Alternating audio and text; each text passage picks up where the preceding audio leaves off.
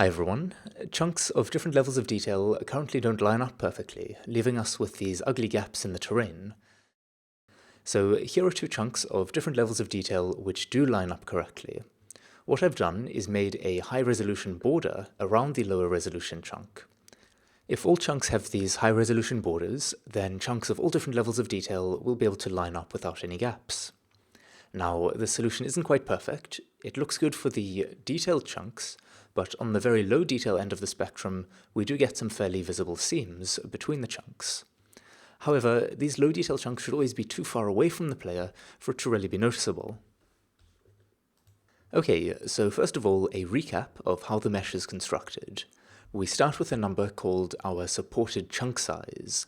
For this example, I'm going to use a size of 12. The factors of this number, in this case 1, 2, 3, 4, 6, and 12, are the different values we can use as our mesh simplification increment. So if we add 1 to the supported chunk size, we get our number of vertices per line, in this case 13. So here is a 13 by 13 map of vertices. Using our different mesh simplification increments, we can construct meshes of different levels of detail. For this example, I'll use a mesh simplification increment of 4. These violet-colored points, which represent the vertices actually included in the final mesh, will be referred to as the main vertices, while the ones which are skipped over will be called the skipped vertices. Now, in order to correctly calculate the normals of the vertices around the edge of the mesh, we had to add in an extra ring of vertices which aren't included in the final mesh. I'll be referring to these vertices as the out-of-mesh vertices. This adds an extra 2 vertices per line, so our number of vertices per line is increased to supported chunk size plus 3. Okay, so this is where things stand at the moment. Now, our latest addition will be another extra ring of vertices between the main vertices and the out-of-mesh vertices, called the mesh edge vertices. This once again increases our number of vertices per line by 2, making it supported chunk size plus 5. Now, these mesh edge vertices have to connect to these green vertices to form triangles. Some of these green vertices are actually main vertices, so I'll turn those back to violet. The ones which are still green will be called the edge connection vertices. Okay, so in Unity, I'm going to open up the mesh generator script and quickly head into mesh settings. So we saw that the number of vertices per line should be equal to the supported chunk size plus 5. So I'll change this to plus 5 and save that. And then back in the mesh generator, we've currently got all of these different size variables: boarded size, mesh size unsimplified. It's a bit confusing. So I'm just going to delete all of these and just replace it with a single integer called numverts per line, which is just going to be an easier way of accessing mesh settings.numverts per line. Then I'd also like to rename mesh simplification increment just to something that's a bit less of a mouthful. I'm going to call it the skip increment. Alright, and I'm going to take these two top left variables and store them in a single vector2 called top left. This will be equal to a new vector2 at -1 on the x-axis, 1 on the y-axis, but then multiplied by mesh settings.mesh world size over 2. Alright, we can then delete this vertices per line calculation and just pass in numverts per line over here. Then the vertex indices map should have a size of numverts per line by numverts per line. Then we also want to replace boarded size with numverts per line in these two loops, as well as the two loops down here, and this is border vertex calculation. Alright, so is border vertex is going to be renamed to is out of mesh vertex, and consequently border vertex index will instead be the out of mesh vertex index. Okay, so if the current vertex is an out of mesh vertex, then we assign the out of mesh vertex index to the vertex indices map. Otherwise, we're assigning the mesh vertex index to the vertex indices map. But we don't want to assign that if this is in fact a skipped vertex. So we need to be able to calculate whether or not it's a skipped vertex. So if we look at this diagram, we can see that all of the skipped vertices lie in the area where x is greater than 2, and x is less than the number of vertices per line minus 3, and y is greater than 2, and y is less than the number of vertices per line minus 3. But now, of course, we have to be careful to not include the main vertices which also lie in this area. The main vertices are all at points where x minus 2 is evenly divisible by the skip increment, as is y minus 2. The minus 2, of course, just being because the main vertices only start where x is equal to 2 or y is equal to 2. Okay, so to exclude these main vertices, we can just say, and either x minus 2 mod the skip increment is not equal to 0, or y minus 2 mod the skip increment is not equal to 0. So if either of those are not evenly divisible by skip increment, then it's a main vertex, and this will be set to false. So we can now just change this else statement to else if it's not a skipped vertex, only then do we assign the mesh vertex index. Now, because we've got these mesh edge vertices and edge connection vertices, if we increase y and x by the skip increment, we're going to skip right over those. So we now need to just say y gets incremented by 1 each time, as does x, and that should be the case in these two loops down here as well. Y++ and x++. Okay, now I'm just going to copy this isSkippedVertex bool from up here and paste that in. And I'll just say only bother to do any of this if it's not a skipped vertex. Alright, so I'll just enclose all of this in there. Now we're going to have to change our percent calculation.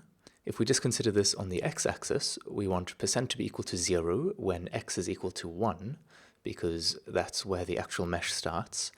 And we want percent to be equal to 1 when x is equal to the number of vertices per line minus 2, because that's when our actual mesh ends. So we can set this equal to a new vector 2 with x minus 1 on the x-axis and y minus 1 on the y-axis, and then divide this by the number of vertices per line minus 3, and that will get us what we want. I'm then going to delete this vertex position line, and I'm just going to make a vector 2 called vertex position 2d, and this is equal to top left plus the percent multiplied by mesh settings dot mesh world size. And then when we're adding the vertex, we can say new vector 3 vertex position 2d dot x, comma height, comma vertex position 2d dot y. Alright, now I'd like to get some information about what type of vertex we're currently dealing with. So if we just copy this from here, we can tell if it's an out-of-mesh vertex. Then I also want to know if it's a mesh edge vertex. So it would be a mesh edge vertex if y was equal to 1, or y was equal to the number of vertices per line minus 2, or x was equal to 1, or x was equal to the number of vertices per line minus 2. Then we have to exclude the out-of-mesh vertices by saying and not is out-of-mesh vertex. Alright, let's then create a bool is main vertex. So it's a main vertex if x minus 2 is evenly divisible by the skip increment, and y minus 2 is also evenly divisible by the skip increment, and it's also not an out-of-mesh vertex, and it's not a mesh edge vertex. Okay, finally, we want to know if it's a edge connection vertex. So this can only be the case if y is equal to 2, or y is equal to the number of vertices per line minus 3, or x is equal to 2, or x is equal to the number of vertices per line minus 3. But then we also have to exclude the out-of-mesh vertices, as well as the mesh edge vertices, and finally the main vertices. Okay, so with that done, we now need to consider when we want to add triangles. So here's a diagram showing all the triangles we want to create. Now, triangles are created from the top left down, so for example, if we're at vertex 0, 0, we'll be making these two triangles here. Highlighted in white are now all the vertices at which we want to create triangles. We don't want to create triangles at the vertices along the bottommost row or along the rightmost column, and we also don't want to create triangles at the edge connection vertices of the second row or the second column. Alright, so over here I'm going to create a bool called createTriangle, and this is going to be true, first of all, only if we're not in the bottommost row or the rightmost column. So if x is less than the number of vertices per line minus 1, and y is less than number of vertices per line minus 1, then we also need to make sure that either this is not an edge connection vertex, or if it is an edge connection vertex, then we need to be sure that it's not any of the ones in the second row or the second column. So we'll add here that x is not equal to 2, and y is not equal to 2.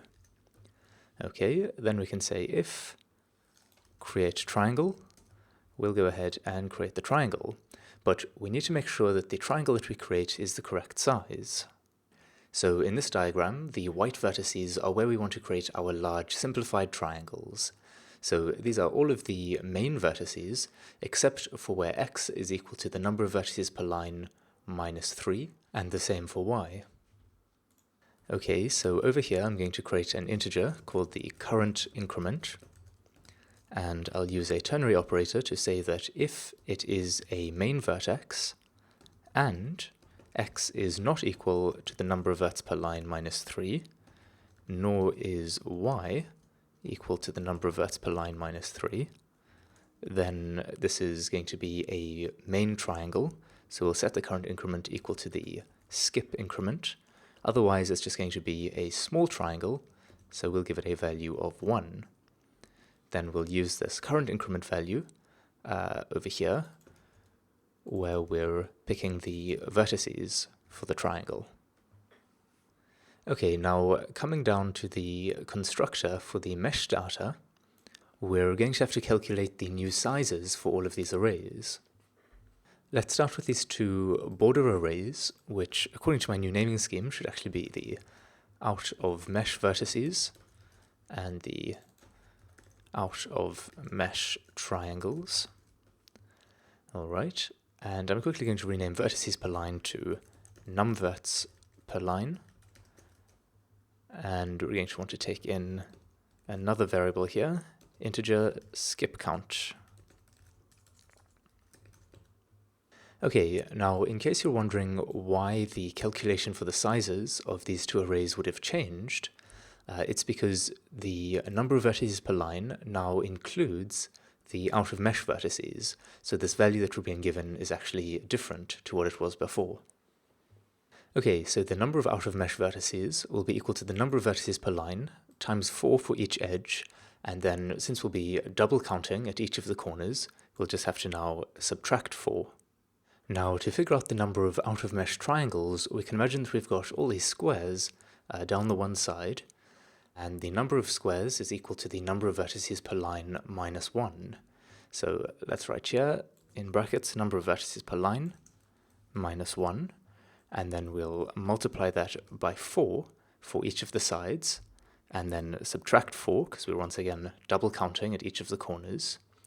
Then each square contains 2 triangles, so we want to put all of this in brackets and multiply it by 2.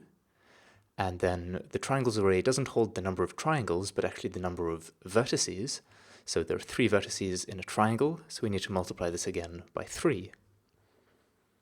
This simplifies to 24 multiplied by the number of vertices per line minus 2.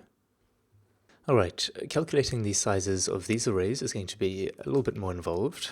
Let's start with the number of mesh edge vertices. So the number of mesh edge vertices per line is just the number of verts per line minus 2, and then we can multiply that by 4 for each side and minus 4 for the double counting at the corners. Then I want to know the number of edge connection vertices. So the number of edge connection vertices between each main vertex is equal to the skip count minus 1. The number of these groups of edge connection vertices along each side is equal to the number of vertices per line minus 5 divided by the skip count.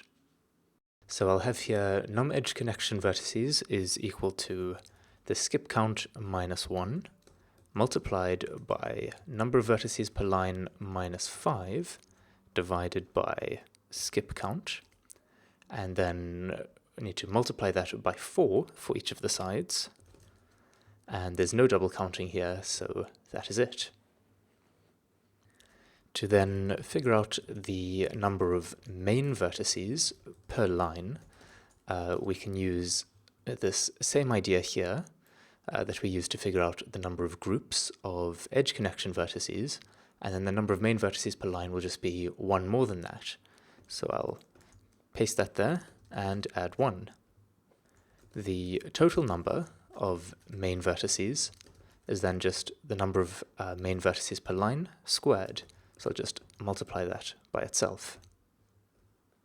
The size of the vertices array is then just all of those added together. So number of mesh edge vertices plus the number of edge connection vertices plus the number of main vertices. The size of the UVs, although we don't really use this anymore, is equal to just the same as the vertices, so I'll use vertices.length. Now we need to calculate the size of the triangles array.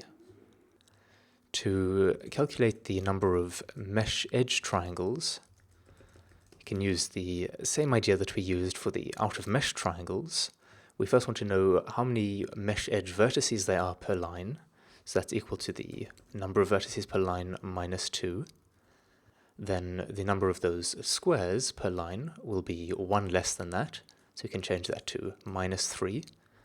Then we multiply by 4 for each side and subtract 4 for the double counting at the corners, and then we want to multiply all of this by 2 since there are 2 triangles in each square. Now if you take the trouble to simplify that, you'll get 8 multiplied by the number of vertices per line minus 4.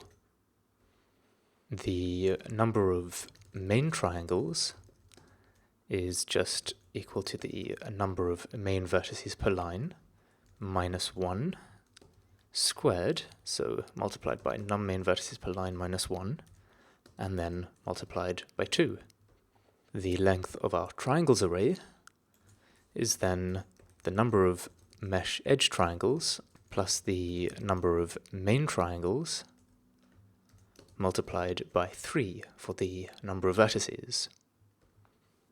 Okay, just a few last things. First of all, I'm just realizing that I called this the skip count here, whereas previously I was referring to it as the skip increment. So for the sake of consistency, let me rename this skip increment. And then border triangle index should be renamed to the out of mesh triangle index. Then coming up here to where the vertex position 2D is being calculated, since we're starting at the top left, we want to increase on the x-axis but decrease on the y-axis. So we can't just add %, we actually need to add new vector 2 %.x and negative %.y. Okay, last thing is to just update the constructor here for the mesh data to also take in the skip increment. Let's save that and go into Unity. What I want to do first of all is just change the shading mode to shaded wireframe so that we can see all of these triangles. Then to just make this a little easier to see, on the mesh settings I'm going to turn the chunk size index down as low as possible. and then we can go into the map preview. As I increase this preview level of detail, we should see the main mesh becoming more and more simplified, but that we retain this mesh edge. Now, if we go to the side here, you can see these edge connection vertices don't line up correctly. So what needs to happen is these green edge connection vertices need to have their heights set along the edge formed by the two nearest main vertices. For example, the two nearest main vertices of this edge connection vertex over here are these two. Now, the edge connection vertex is 1 away from main vertex A and 3 away from main vertex B. This means it's 25% of the way from A to B, and so its height should be 75% of the height of vertex A plus 25% of the height of vertex B. Let's pretend for a moment that the mesh edge vertices and the out-of-mesh vertices don't exist anymore. So we start with this main vertex over here at 0, 0.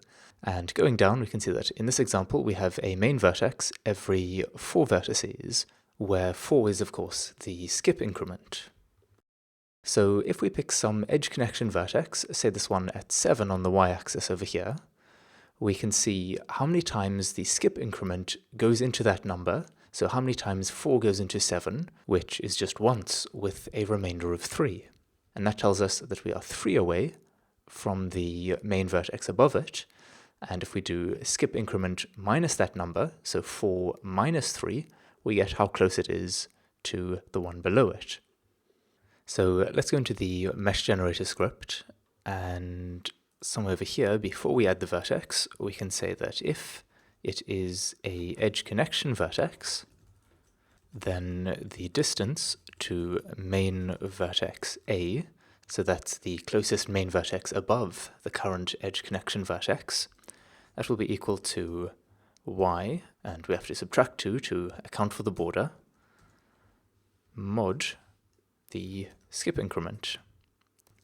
Alright, and then distance to main vertex B is equal to skip increment minus the distance to main vertex A. Now, I don't want to have to deal with the y-axis and the x-axis separately, so we know that if x is equal to 2, or x is equal to the number of vertices per line minus 3, then we're working with the y-axis, otherwise we're working with the x-axis. So I'm going to create a bool here called isVertical, and it's vertical if x is equal to 2 or x is equal to the number of verts per line minus 3. Then over here, instead of just using a value of y, we can use a ternary operator to say that if it's vertical, then we use y minus 2, otherwise we use x minus 2. Alright, I then want to get float height of main vertex A. So we'll be getting this from the height map, of course. Now we want to say that if is vertical, then we just use the current x coordinate.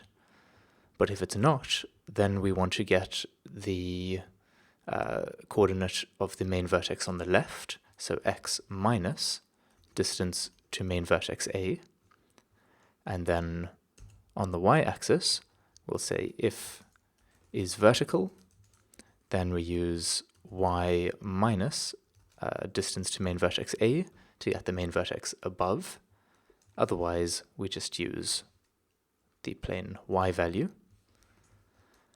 Let me then copy this for the height of main vertex B, and all that will change is that instead of distance to main vertex A, this is vertex B in both cases, and instead of subtracting the value, we'll be adding it.